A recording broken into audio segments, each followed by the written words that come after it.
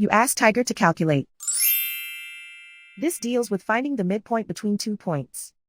The midpoint between the 2 points is -1.5, -33.5. Let's solve it step by step. Plot the 2 points and calculate the midpoint using the formula. The coordinates of point 1 are, x1 equals 48, y1 equals -76. The coordinates of point 2 are, x2 equals -51, y2 equals 9. PM represents the midpoint of the 2 points.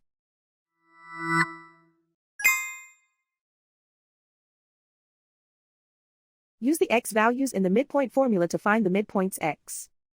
x1 equals 48. x2 equals -51. Simplify the arithmetic.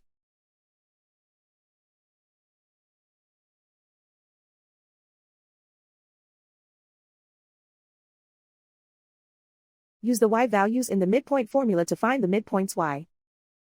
y1 equals -76. y2 equals 9.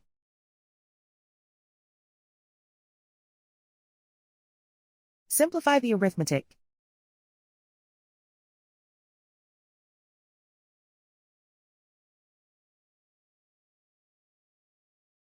And so, the midpoint is -1.5, -33.5.